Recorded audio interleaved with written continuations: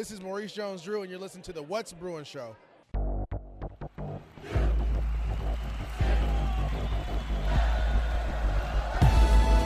You're listening to the What's Bruin Show, part of the What's Bruin Show network, with your hosts, Jake Berryfield and Mike Regalado, and occasionally some friends, talking all things UCLA sports. And now, it's time for the What's Bruin Show. Well, hello and welcome to What's Bruin. I am your host, Jake Berryfield. I'm joined in studio once again by my good friend, Mike Regalado from Bruin Report Online. Mike, how are you doing? What's up, yo? Good. Iron Mike. Haven't been here in a while. What's up, Jake? How you doing? I know you've been covering lots of games, getting sick, getting your kids sick, kids getting you sick. Frickin' hell, man. Working with kids, getting them sick, and it's crazy, man. It's the way it is. I've been working out where I work as well. Like, it seems like everybody's gotten sick in the last couple weeks. All my kids got sick, but I've been dodging it, so I'm generally pretty good with that stuff. But hopefully, I can keep on the hot streak. It's What's Bruin Show on the What's Bruin Show Network. Thank you for your support. We are a pirate ship floating amongst the sea of a lot of different Bruin shows, whatnot. Thank you for listening to us. What's Bruin Show at gmail.com, what's Bruin.substack.com, patreon.com/What's Bruin Show, or what's BruinShow.com. Whole bunch of places. You want to help us out? That'd be great. If you don't, whatever. That's great too. We're here. We're doing it. $2. It's the basketball season right now. Mike is really pumped about that, and I'm here. And I'm here. Let's watch the Bruins. This is kind of be a de facto postgame show as we watch the men's team kind of struggle through the second half against Illinois before making a rousing comeback, getting us all excited and just super ready to go. Boner springs everywhere. Before letting it go. This is the only good thing about the East Coast games is that, even though you have to watch them when you're on your way home or just as you're getting home, they're over and done with. So I was like, you know what, this could actually work. I was doing the podcast on our usual Tuesday, albeit an hour later than normal generally. But game's over. No, you just get on with our lives. Post game and exactly. All right, we're done. Wrap it up. That is the nice thing about college basketball too. It has a very this was a longer-ish game, and it still was 2 hours and some change.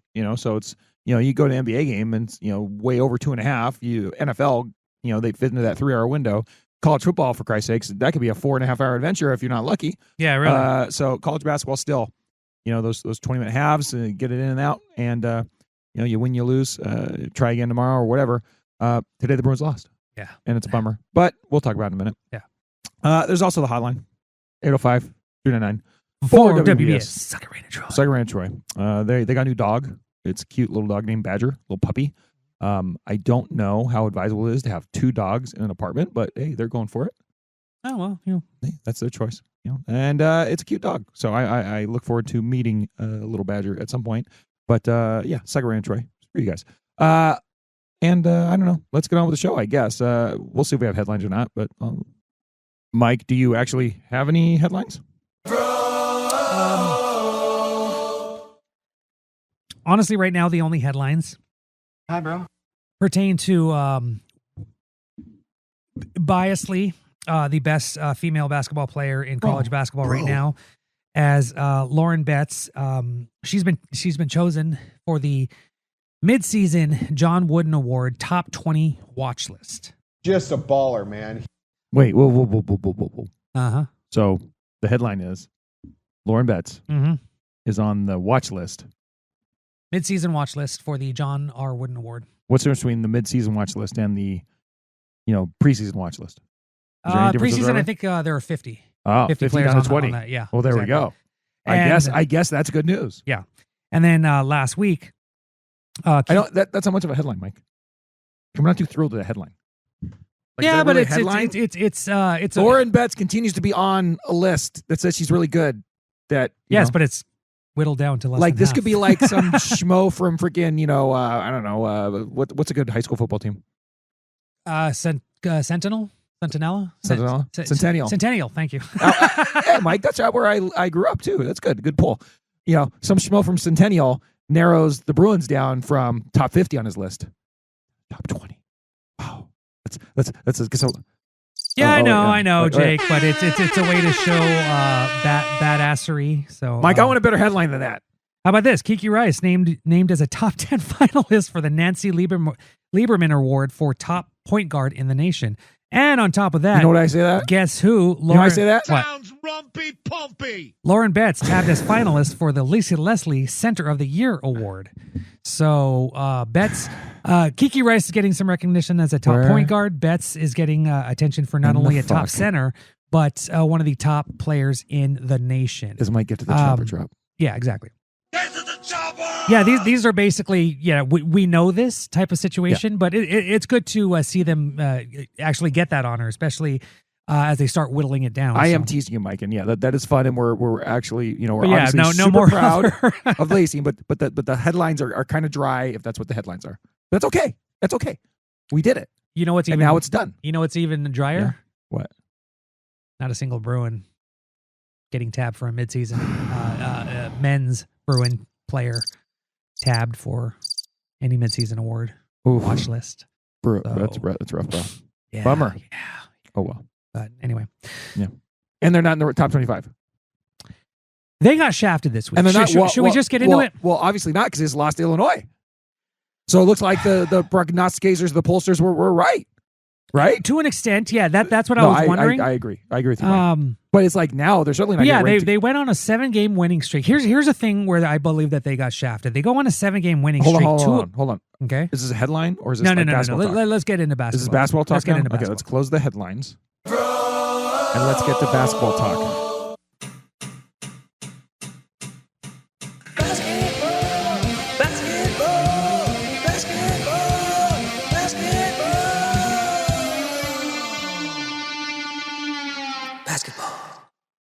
Okay, so now we're talking basketball. So, Mike, you wanted to talk about the rankings that we just made a big stink about, but now turns out, Well, I mean, Wah, it depends. wah, wah, wah. It was close. It was a close game against Illinois, which we'll get into. But UCLA was on a 7-game winning streak, and a lot of people were like, "Why aren't they back in the top 25?" Well, first off, that 4-game losing streak with a brutal beating at the hands of Michigan did not help. That is exactly why they are not in the top 25. But I thought this week they would eke in on merit based on beating Michigan State, even though that was a grinder where you had Eric Daly hit a game-winning shot in the final seconds. And then they beat God, I'm blanking on it. They beat another top 25 team, Oregon. Prior to that, they beat Oregon.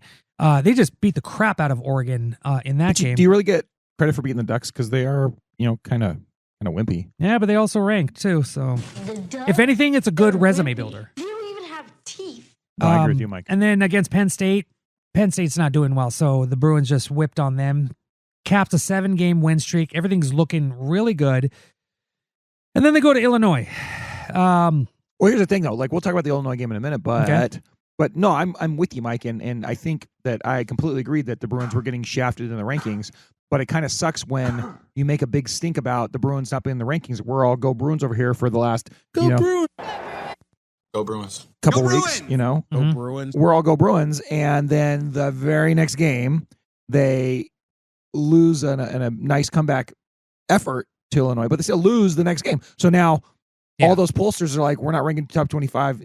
Bruins in the top 25. They're like, what are they doing, Mike? They're doing this. What are they doing? They're giving the birds. They're Go giving us the birds. By the way, go birds. Go Birds! One Super Bowl. But I mean, they're totally flipping us off. They're like, yeah, fuck off. Yeah, like, because we UCLA don't want to hear from you anymore, Bruin fans. Kiss our ass. We were right. You were wrong, because guess what? They lost. Yeah. The next game. Yeah. So it's going to be. But that's a thing. You shouldn't vote for a team based on what you think they're gonna do. You should vote on them based on what they did do. Because prior to this week, UCLA was receiving votes. I think they had the 32nd or 33rd most votes in the top 25 voting. Mhm. This week they had the 26th most, so they were essentially number 26 in the nation. But because they're outside, they don't get that nice little number next to their logo. But you can't vote for them based on what you think they're going to do. You should vote on what they have done, and especially in the last 3 games, they just whittled down a really good defensive-minded Michigan State team, and that was pretty badass to see Tom Izzo in the flesh. That was also the game where Magic and Kareem were in the game, and I was in 2 feet of my idol, Jake, because when I was going down to the media room, there's an elevator on the southwest side. I forgot about this. And they were like, move away. Even media, they were like, nope, move back. I'm like, why? What the hell's happening? Sure enough, Mr. Kareem Abdul-Jabbar, unfortunately, being wheelchaired out of there because he is an older gentleman. He's definitely getting up there. 2 feet in front of me. I was like, Captain, thank you for your service.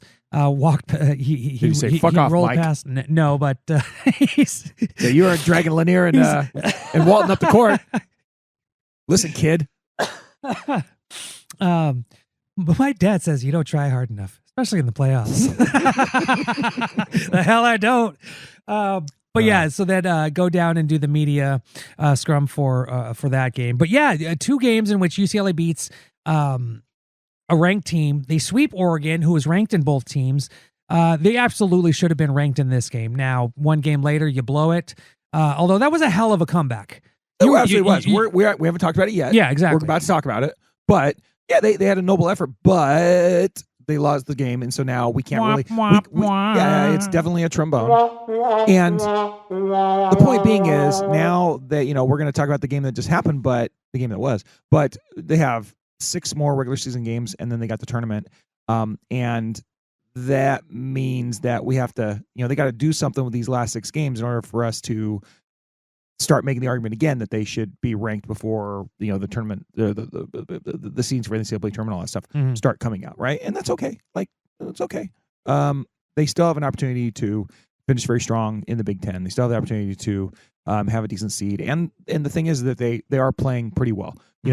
This second half against Purdue, notwithstanding, where they pretty much gave up like 19 threes before they had the epic comeback. Yeah.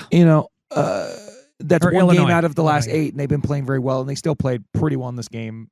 So they just got to win. They just got to start winning again. They got to start a new streak. Yeah. Right? And, if you go into Indiana and you blow them away, hopefully they're able to do that. I think that still gives UCLA a little bit of chance to make it into the top 25, but they have to win convincingly. If UCLA obviously would have kept their win streak alive at 8 games if they would have defeated Illinois, because they were down. There were 2 minutes left. They were down by 16, and UCLA just goes on this freaking crazy run to pull within 2 points, I think, with 30 seconds left. Unfortunately, as it goes most times when you're behind, even if you're down 1 or 2 possessions, and the other team is able to distance themselves with free throws, it usually goes towards a team that's leading. But especially in this last one of the last free throws, UCLA tipped the rebound off a free throw back to Illinois, giving them an extra possession and basically sealing that game. And we, I guess we're talking about the Illinois game at this point, but it's like heading down the stretch of the game, they're the ones who dug themselves the ginormous deficit of like 13 to 15 points, somewhere in the middle of the second half. And then they get it to within 10 with 3 minutes left. But at that point, you're at the point where you need, 9 out of 10 things to bounce your way, and they only got 8. Perry stepping on the line on that one possession with like a minute and a half left was one that if he doesn't do that, then they have another chance to not just get within 2, but to tie it up. Cronin getting a technical and giving Illinois a chance at the free throw line didn't help. Certainly, the offensive rebound that you just described, where they could have gotten it, but it just bounced a little too high. And goes over their hands. They had a lot of things go their way in the last 3 minutes, but they needed almost everything to go their way. And when you're trying to come straight back from a big deficit like that, that's that's a huge problem. Mike, in that game, I guess might as well. We don't play the themes that much during basketball season. Let's do the game that was real quick. But I want you to tell me why you thought that they did end up that far behind in this game. That was. Yeah, goddamn Big Ten not letting us play these stupid drops and all that. Anyway. Yeah, so the game that we're talking about, UCLA getting beat by the Fighting Illini, 83-78, in Illinois, and the Bruins are trailing this game 31-25 at the half. They're trailing pretty much the entire game. They get pretty close in the second half, within like 3 points or so, about 5 minutes into the second half, and then Illinois pushes out again, all the way to, like I said, over a 13-point lead with just a few minutes left, and then the Bruins make this amazing kind of turnaround right at the end and get within what they were within 2 at one point, I believe, and just don't have the bounces go their way at the end. Mike, just from your eyes, you sat there and watched the whole game in my kitchen, and glad you were able to. Why do you think that they were kind of like they kept within shouting distance of Illinois the whole game, but they were trailing Illinois this entire dang game? Well, one of the things is the fact that Tyler Bilodeau is the only one doing anything. Yeah, 9 for 17, 25 points. 25 points. He hit 7 3-pointers, which was much needed. And then you have Kobe Johnson, who's not an offensive guy. You know, he has been pretty badass the last few games. I think he had 15 in the last game. No. He had 23 in the last game, 13 rebounds, 6 assists, I want to say. He almost had a triple-double. He's been playing some really impressive basketball, but when your defensive guy is the only one of 2 players that is producing any offense, that's not good. This game, Eric Daly, shots up. He only had 6 shots, only made 2 with 5 points. Andrews, 9 points. A noble effort with 7 assists. And a lot of these points, as you said, were I would say in the last 5 minutes of the game, as UCLA went on that crazy like 13-0 run. But again, Mick Cronin barely plays Mara. He inserted him in the end of the first half, and that's when UCLA went on a 7-0 run to close the gap. But he had no shots. He had 1 rebound, no points. That is still kind of a perplexing decision by Mick Cronin, especially if you want to go against the Big Ten's bigs. Why aren't you using your biggest big? And I understand that you have Bilodeau being very effective, but we've talked about this, that he's not a normal player at the 5 spot. He's a power forward. Cronin has to find a way to make this work, because you need that big guy. If anything, he changes shots. At SC, played 27 minutes, home to Oregon, 20 minutes, Michigan State, 24 minutes, and now in the last 2 games, Penn State, 10 minutes, and Illinois, 8 minutes. So, I mean, and we don't really know why.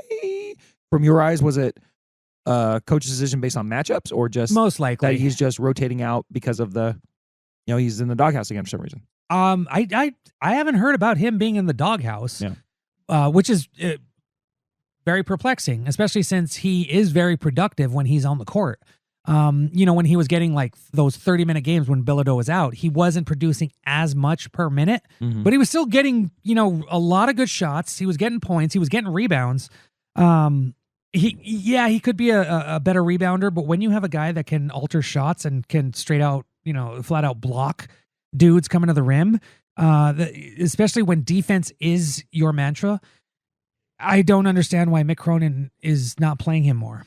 Especially when, the other guys aren't doing as much. Daly, Kyle. I'm just not understanding why that is. Maybe Cronin wants to play smaller because you have all these guards, getting all these minutes. But even those Bruins were not impressive, as it were. But yeah, I don't know. It just seems that if Cronin wants to survive in the Big Ten, it seems that he has to use Mara. But, I don't know.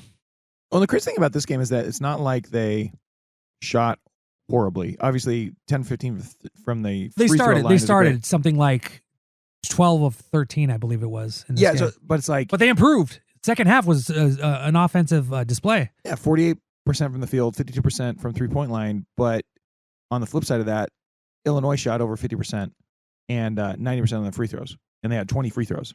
Yeah, UCLA shot 63%. Big mountain to overcome. Yeah. So it's like, I don't know. It seems like the defense is what went awry in this game. And so you got to hope that they get that squared away going to the next couple games, because that's really, we gave up 83 points in regulation to this freaking Illinois team. So it's a lot of points for UCLA to give up. with that being said, and it seemed like down the stretch, Illinois was just hitting 3-pointer after 3-pointer after 3-pointer, and that's what kept pushing the lead from 10 to 13, 10 to 14, 10, or I don't know if they got to 14, but it kept them at bay for so long that by the time they made their comeback, they just kind of ran out of time, I think. If that game goes another minute and a half, I think the Bruins win because they had taken control. But breaking news. Unfortunately, 40 minutes long. Sort of breaking news. What's brewing? So help me God, if this is about a watch list, Mike, I'm turning off the mics. News on a weekly basis. The UCLA watch. No, I'm just kidding. Ben Bolch just put out this that said in the post game presser, Mick Cronin said that Mar only played 10 minutes because he still isn't feeling well. Yeah, that was a thing that hit the team the last week as well. We weren't the only ones that were sick. I think Johnson and Bilodeau, were going through some illnesses. But yeah, I guess Mara's still in the middle of it. So there you go. There's the answer to that one. So. But hopefully he plays more against Indiana because they definitely need him down the stretch. They need him to play good minutes. They need him to play tough minutes against these big bruisers. So yeah, that's there's a reasoning right there. Yeah, that's okay. Well, I mean, at least, Mike, you have an explanation. Yeah, I guess. Still lost. Yeah, they still lost. All right, well, what's next for these Bruins then coming up, Mikey? Well, they got Indiana, and then they're back home next week. What day is that? Tuesday? It's a Tuesday. All right, no Tuesday game. Yay. Against Minnesota, then Ohio State. Then the gruesome road trip at Purdue, who I think is number 2 in the nation right now. Then at Northwestern, who's not a big powerhouse right now in the Big Ten. But again, those road trips seem to be killing Mick Cronin. So yeah, and then UCLA finishes the season off on Saturday, March 8th against USC at Pauley Pavilion. So and just by the ESPN win predictor, that metric alone, right? The Bruins are slated to win 5 out of 6 of these games by these margins. The match predictor for UCLA at Indiana, 60%. For the Bruins. The Minnesota Golden Gopher game, 88% for the Bruins. Mm-hmm. The Ohio State game, 66% for the Bruins. The Purdue Boilermaker game, this is the one they are supposed to lose, 28% for the Bruins. Yikes. Then the Northwestern game, 55% for the Bruins. Yeah, see, because that's not going to be easy. More coin flippy. Uh-huh. And then the last game, 80%, 81-ish% against the Trojans. Yeah. Well, the goal right now... Does that mean a whole lot? I don't know. But that give you an idea of what they're supposed to do going down the stretch. Yeah, I mean, it seems like UCLA is essentially out of the running for the Big Ten regular season championship. So it would seem. But they still want to try to get within the top 4 to get those 2... the double super bye. Super bye, yeah. Right now, in order, it's Michigan, Michigan State, Purdue, and Wisconsin. So if UCLA can, I would say, if they can get 4 out of their last 6, get 4 wins out of their last 6 games, I think that might be enough for them to get that super double bye.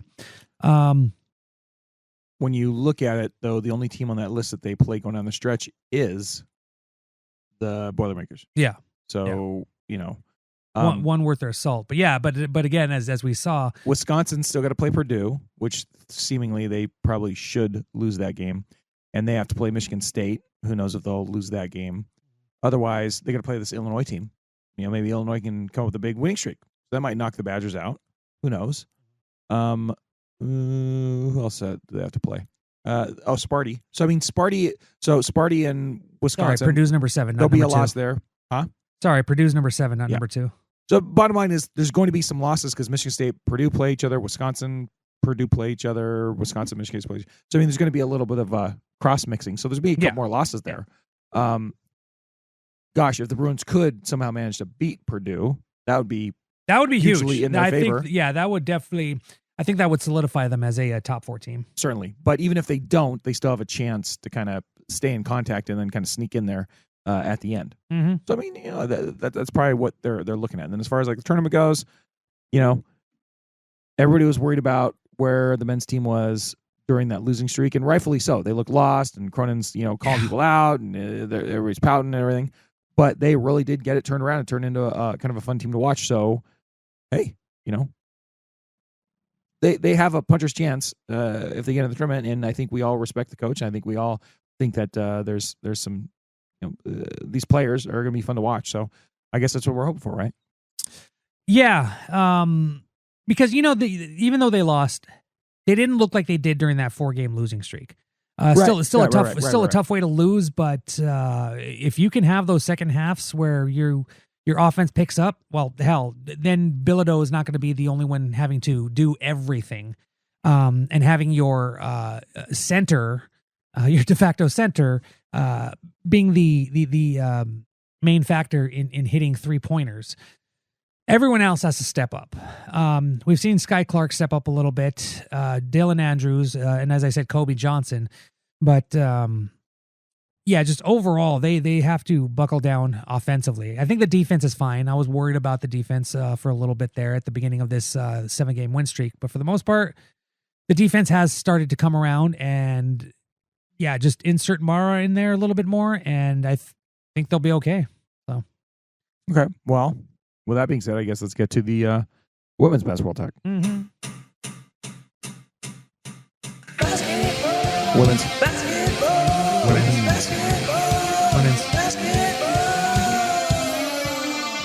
Women's basketball talk.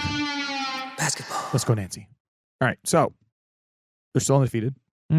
23 straight wins, program record. Number one in the land. Bunch of girls on watch lists. 11-0 as we in detailed. conference. Yeah, 11-0 in conference is good. And they got a few games left. Mike, first of all, you weren't here. You were covering the game last week, the big win over the Buckeyes. Mm-hmm. What'd you think about that game, and then what'd you think about the Oregon game? That I was at that Ohio State game, trying not to die. I was a little sick. But I thought that Ohio State was going to put up a much tougher effort, which I mean, I'm not knocking their effort because they were actually in that game for 3 quarters. It was a little it was a bit of nervous time at the beginning of the 4th quarter. And then just as they do, I told you my 3 phases of UCLA women's basketball, right? Jump out to a big lead, forget how to shoot the ball, and then just blow teams out of the water. Well, phase 3 came in the 4th quarter. They definitely got phase 3 down. And they just went on something like a 19-2 run, something like that. And it was like, okay, there's this UCLA team. But it's just crazy how they, even against top teams, top 10 teams, they're still beating them by double digits. Insane. That was the 6th win over a top 25 team. 5 of those games have been won by double digits. So that was really impressive to see them just really buckle down in the 4th quarter. And I asked Corey Close about that. I said that, over the years, hearing your interviews, you still tend to nitpick even in victories. And she kind of giggled and she was like, yeah. And I said, but when you have a 4th quarter like this, does that erase the mistakes? Especially when you hold the other team to 4 field goals and then you go off for 9. And she said, kind of like yes and no. It shows that the team is trying to figure out how to get the win, especially late. But you still can't excuse early mistakes that did put you in that hole, which that's totally understandable. Sure. But then you go in and just blast them in the 4th quarter, and that was just sheer beauty. And then the thing that got to me about that game, I said this on my little short show last week, was just like, I watched that game. I heard it. Thanks, Mike. I appreciate that. You watch that game, and it was a close game. It was a hotly contested game. Yeah. They blew them out of the water at the end, but then when you look statistically at how that game was, you're like, that game wasn't close at all. They shot 45% to the Ohio State's under 30%. Yeah. They hit 20% of the threes. 25% of the threes isn't great, but Ohio State hit 70%. They out rebound 49 to 33. And it's like the only thing about that game that was lopsided in Ohio State's favor was they forced 23 turnovers, which was exceptionally sloppy for this Bruin team. But like, that's what's crazy about how good this team is. Like, they were in a pretty close game, but just statistically just overwhelms Ohio State by the time the final buzzer rings, and that's pretty cool. Yeah. And then I expected them to go up to Oregon and just blast them out of the water. Right. Well, they didn't blast them out of the water. That game was just too close for comfort, considering Oregon is not a great offensive shooting team. They did not have their leading scorer, who it's feared that she might have torn her ACL, and if that's the case, that would be 3 Bummer. in her career. So ouch to them. But it just seemed like a sluggish,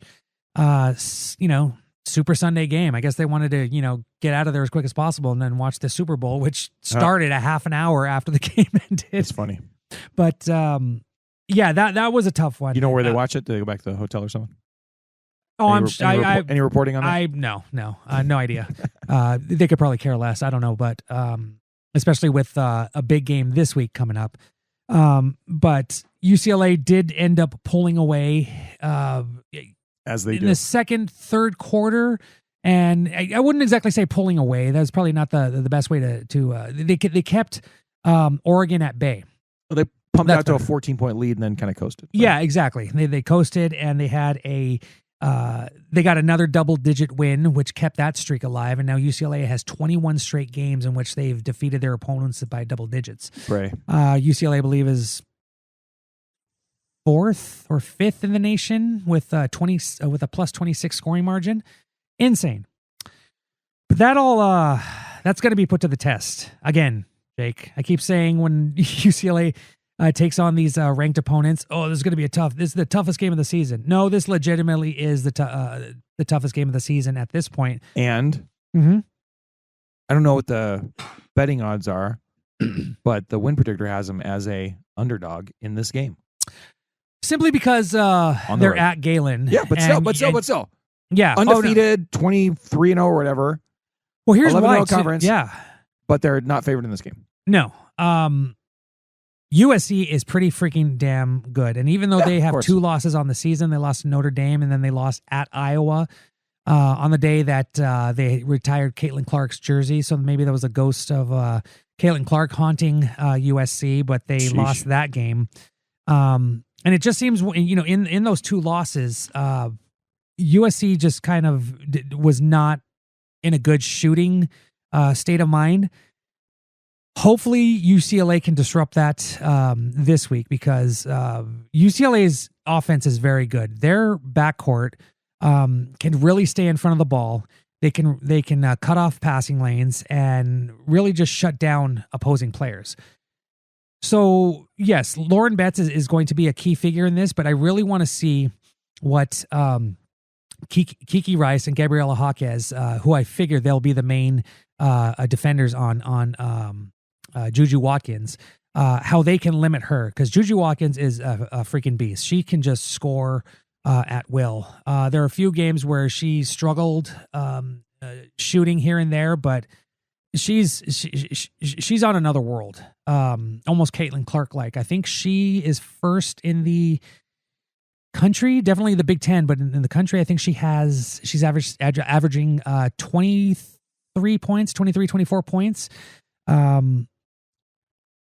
But it's going to be interesting to see how USC tries to stop Lauren Betts. Now, teams have started to limit Lauren Betts. She hasn't been scoring as well as she did when she put up 33 points a few weeks ago. Teams have figured out that they can double and triple team her. Although I think a team like USC doesn't have to. But Lauren, the positive side is that Lauren Betts has been she's able to she has good floor vision and can kick out to the open player. And when you have someone like London Jones, who has been shooting extremely hot from the 3-point line, and then you get Tamia Gardner, Janiyah Barker, Angela Dugalich, when they're hitting the 3, it's all over. But this is going to be a very good head-to-head team. Literally a movable force going against the other thing that you don't move. The unstoppable force versus the immovable object. Yeah. And yeah, I honestly have no idea how this game will go. UCLA has not done well at Galen Center. They lost the game last year at USC, but then the Bruins won the game at Pauley Pavilion. So I can see that happening.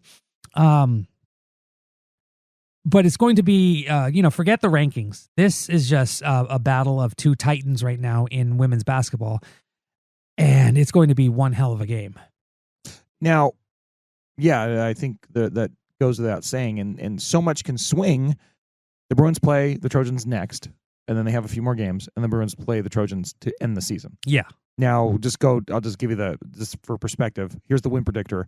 And by the way, this same story goes the same for all of SC's games, right? So, according to the win predictor, UCLA is a 43% underdog to SC at Galen.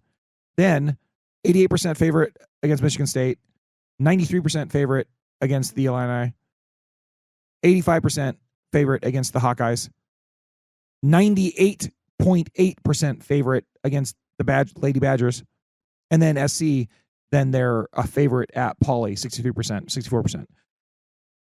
USC is the same story in that they play 2 games against the Bruins in which they are, favored at home and dogs on the road, but still very, relatively close odds. And then all the other games they play, they're like 80, 90% favorites against. So what I'm getting at is SC has how many losses, Mike? 2. How many Big Ten losses? 1. And they play the Bruins how many times, Mike? Twice. So down the stretch, assuming that these teams beat those teams they're favored to beat, the Flotsam and Jetsam they have other than each other on the schedule, this is a hell of a swing game, or a hell of a pair of swing games. Yeah. Meaning that right now UCLA is the over one seed, hands down, unanimous, number 1 team in the country, undefeated, yada, yada, yada. But if they drop both these games to the Trojans, all of a sudden they're losing the Big Ten. Yeah. Like just like that in the last fucking week and a half of the season. Yeah. Just like that. Now they're, probably a 2 seed. They're still probably a 2 seed if they win the rest of the games, but they end up losing the 2 to the Trojans. But SC, who's been kind of, you can make the argument, Mike, this is like a NASCAR argument.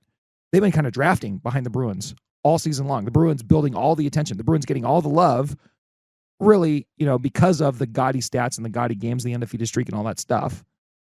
They're the story in town right now. Mm-hmm. But what could happen if the Bruins aren't careful? The Trojans could steal that thunder right away from them. Do we want that to happen, Mike? Hells no. Oh, hell no, we don't. So come on, Bruins. Let's go, ladies. Get this shit done. Beat these Trojans down. Don't let Juju get over on us. Come on. Whose town is this? Let's go. Come Bruins on. town. That's right. That's right. Go Bruins, all that good stuff. I want to play right now. Okay? We're going to go through the list. Go Bruins. Beat SC. We hate you, SC. Go Bruins. Your campus sucks. Go Bruins. You guys all cheat. Go Bruins. Your ladies all should flunk out. I don't know. Whatever. And I'm happy that you. Michael's happy that we won. I'm happy that UCLA won. So is Alicia, right? Mhm. Go Bruins. Go Bruins! Whatever kind of insults you want to throw that way. They need to win. I don't want to split. No. Would a split be the end of the world? No. No. Would But it be the end of the world? Actually, Mike, that leads to the next question. Wait, first of all, I don't want to split. I want to finish the season undefeated, and I want to finish the season undefeated against the Trojans. I want that would be the women's team to be able to beautiful. just throw up the double birds right over there across town. Yeah, Mhm. take that. Take that. Yeah, give her one of these birds too. Flap your wings. Yeah. Right? But with that being said, Mike, of course we want them to sweep the Trojans. But from your perspective, would you rather them go into the tourney as the undefeated team, undisputed, number 1 team in the country, no blemishes on their records, going into the tournament with the pressure of an undefeated team? Or if they drop one of these games, what would you rather? No, hell no. Undefeated. Go Let's in go. there. At this point, it's not. It's That's right. The Bruins aren't focused on being undefeated. It's another thing I asked Corey Close. I said, you're breaking all these records, but that's definitely not the goal. But to be able to do this, you're elevating the status of UCLA women's basketball to heights that it has never seen. Sure, you have Ann Myers-Drysdale, who's just been outstanding as an ambassador for UCLA women's basketball, and they have that lone AW championship in 1978. But this is the NCAA, especially in the era of modern women's basketball where it's getting just absolutely huge. if you have a chance to go undefeated to make history in this manner, dear Lord, do it. Corey Close had, she has all of her players' heads on straight, and I don't think that's going to waver. I think that they, even if they have, lapses in their game, here and there, they have lulls in their game. They're still coming out winning. And even though, yes, we want a UCLA win, but I want a characteristic UCLA win. UCLA has defeated the number one team in the nation to take over at number one. They've spent 12 weeks at number one, a Big Ten record. They've defeated almost every top 25 team they've played by double digits. There's no reason they should not do that against USC. They may come on late in that game, but you got to limit USC, and you just got to ground and pound until they make no sound. Thanks, Deadpool. All on these people, Mr. Nash, you must be prepared to go all the way. We have to go all the way. You said you wanted to know how to get Capone. To USC. Do you really want to get him? Yeah, we do. You see what I'm saying? What are you prepared to do? What are we prepared to do, women? Finish the game. Kill. No, we don't want to say that. Hypothetically, not literally. Okay, good. Yeah. I don't know if that worked or not, but Kill. I was just thinking of Sean Connery in The Untouchables, and he just got what you want to do. Murdered on a staircase, but he, his last words to Deli Nesser, "What are you prepared to do?" I was looking for the clip, but come on. Yeah. We're already here. Let's go. UCLA wants to make quite a run, historical run, undefeated, all the way to the Natty. Yeah, might as well. All the way to the Natty. Just saying. That's looking too far ahead, but right now, I want a double digit Well, if they win over finish USC. undefeated, guess what? Mm-hmm. They're going to win the national title. Hell yeah. But before they do that, let's beat SC twice. Yes. And those other stupid teams on the schedule. Right? Yeah. Oh, yeah. Yeah. Double digit wins, baby. Not just a win, double digit win, convincing wins. But I don't want to come on here like a week and a half from now and be like, oh my God, SC just stole their chain. Yeah. And now all of a sudden the Bruins are in second place and they're going to lose the conference and yada, yada, yada, yada, yada. That's not the way we want this to end. So finish the Big Ten season, please. Yeah, exactly. Get this done. Yeah. Little segments. First we do that, and then we do that, and then we do that. If you want to take a loss in the Big Ten tournament. Whatever. Who cares? We won the conference. Yeah, exactly. We don't want you to, but if you do, win the regular season championship. That's fine. Let's win the Big Ten regular season undefeated, mm-hmm. and whatever. If you lose in the title game of the Big Ten, that's whatever. fine. Okay, whatever. We're not gonna like it, but yeah, if you're gonna take an L, take that. That will give them motivation to, and then win all the games in the tournament. Exactly. Yeah. Exactly. Sound good? I'm in. Okay, let's do that. All right. You have anything else to talk about? No. No, me neither. Look at that. I know. Nice quick episode. Oh.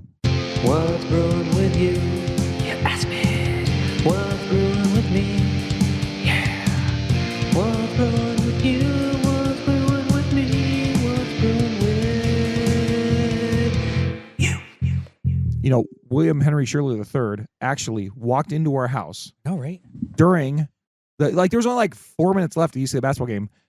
They were down big, of course, so I can see why he didn't want to stay. But he did miss watching the fun comeback with us.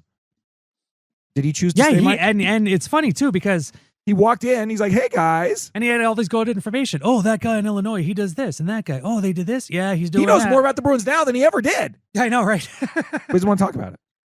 Not that we would have hornswoggled him into being on the podcast, but gee whiz, just sit down and watch the game with us, William. That's what I thought originally when you said Bill's coming over. I'm like, what? Yeah. To talk about the Illinois game? Oh, hell's no. No chance of that. No, why was he coming over, Mike? Do you remember? Oh, to get a carry-on? To borrow my goddamn luggage for the umpteenth time. He asked for my luggage the other day. I'm like, I know. How have my old own. are you? I know. Okay. It's when we're retired. They're not that expensive, actually. Especially when you don't travel that often. You can get a nice cheap one, sturdy. Son of a gun. For $40. We did go out and have a very nice steak dinner last couple weeks ago, and it was lovely. It was lovely. BLVD Nice. Steakhouse on the Boulevard. Oh, was it? Yeah, Boulevard Steak. Where's that? And it was good. Ventura? It was on Ventura Boulevard. Oh, nice. And we had a nice dinner. And then a day later, he calls me. He's like, we can't do that again, man. That was too expensive. I'm like, yeah, it's not worth the money, but we had a nice time. He's like, let's cook at your house next time. I was like, yeah, you're probably right. I'm down. Yeah, It's all good. But it was fun. I'm glad we went out. All right, Mike, what's wrong with you? Not much. Just in covering all these games, you know, A lot of games. So I work in education, and I usually get a big illness somewhere between Thanksgiving and Christmas, New Year's. Didn't come this year, so I had a feeling it was going to come with a vengeance after the New Year, and sure enough, that was last week. Just took me out for 3 different days. Unfortunately, me trying to do everything. I was like, oh, I can go to work. I can, then cover the game. And there was that Michigan State game where I worked in the morning, then did the Michigan State game. I went home and I just crashed. I was like, I'm not going to work tomorrow. Screw that. And then, rested up to cover the the women's basketball game against Ohio State. That wasn't as bad because I was in bed all day, but went and covered that, and that was good times. But yeah, haven't really done anything else just because I've just been trying to get my strength back up. But this weekend, the kids and I, we're like, no, we're going to see Captain America. I want to see this next incarnation of the MCU, see if it picks up a little bit. And then what else we're doing? I can't remember exactly what we're doing, but. Also on Thursday, my buddy Jim, who is the bassist for this band Society One, who they've actually been around since the whole grunge era. They've toured with bands like Korn and all that. Nice. The lead singer, it's been his band. So, and this is a guy who, he's one of those weirdos that pierces his back with rings and then gets lifted up like BDSM type of stuff, and he's swung around like that during shows. Absolute weirdo. There's a documentary on him, which is coming out Thursday, which I was invited to by my buddy Jim. No, Jim's friend, okay. who is the lead singer of Society One. Gotcha. I'm sorry. I missed that. And apparently, I didn't catch this. I never saw this, but apparently there's also this whole adult film aspect to the documentary, and I'm like, interesting. Honestly, I'm going to this premiere. Mike, honestly, if we're talking about guys that hook thing into their parts and dangle from them, no doubt. Like that, there's only a couple of roads where this can lead to, right? Yeah. I mean, it's probably going to end up there. Interesting, Mike. Well, enjoy yourself. Yeah, I'm definitely watch that man really express himself. Exactly. So that's what's happening. Wowza. Later this week. But yeah, I finally have energy, so I'm going to go out and do stuff. Although the weather might have other plans because we have a big old storm coming. But Jake, what's wrong with you? Not much. It's been a busy couple weeks. I'm about to go on a trip up the coast. That'll be nice and fun. But I just want to put a little bit in perspective today. I went to the market right before I came to see you, Mike. I had to go get some bananas for Malcolm so he can make some banana bread. And I grabbed the bananas, and he wanted old bananas. Because, that's what goes into baking. You want some, they got a little bit of age to them, so they mush up real well. And I walked over to the prescription counter because I had to get a prescription for my wife, Sarah. And so as I walk over there, I put the bananas on the counter, and I noticed there are some other bananas, some newer bananas, about a foot from my bananas on the counter. Okay. So I set them down, and I just glance over, and then from behind me, someone says, "You better not mess with those bananas, man."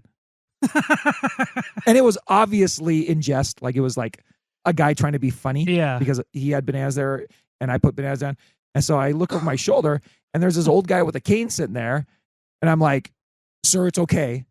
Your bananas are much fresher than mine. I won't get them confused, I promise." He's like, "That's right. You better not, pal." I said, "Okay then." "Yeah, you youngsters." And then the pharmacist, there's a lovely young lady. She's like 8 feet tall. She's the one pharmacist. Mm-hmm. And there's another pharmacist who's like 4 feet tall, and he's a little tiny gay black guy.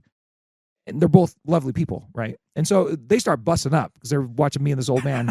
Well, I guess I'm an old man too. So 2 old men yell at each other over their bananas, right? And I said, "Look, pal, I'm glad we don't have a disagreement here.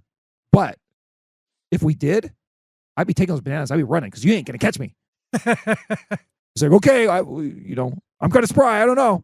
I said, "I'm kind of spry." I said, "I'm going to beat you. I'm going to make up." But luckily, we don't have that problem. Oh, man, that's funny. He's like, "Hey, I was paralyzed a year and a half ago. Now look at me." This guy's on the case. So this is where the story turns, Mike. And I said, "Damn, son, you're doing good, man. You're doing good. And the guy's like, probably like, I'm turning 50 this year, Mike, and this guy was probably 60, 65. Mhm. And, big bushy beard, nice guy, real amiable, right? The guy to start talking to you about bananas in the market. I said, so I get my prescription, whatever, I pay for it. And then I walk over to him. I'm like, so tell me the story. Like, you're obviously not paralyzed now. What the fuck? What happened to you, man? Yeah. And so he like leans forward and shows me his back. And he's got like a 3-inch divot carved out of his back, goes about 6 inches down from his neck down his spine. Uh-huh. And he's like, I was like, 45 years old, and all of a sudden I started feeling funny and my fingers started going numb and I go to the doctor and like, yeah, you're going to be paralyzed. We can try to operate and see what happens, but no promises. And then he goes through the thing and he's paralyzed, and then he goes through procedures, and then they get him. And now he's like, could he run a marathon? No. Is he going to play pickup basketball? No. But he's walking around on a cane and like he wobbles a little bit, but he's like, damn, go perfectly ambulatory, right? Yeah.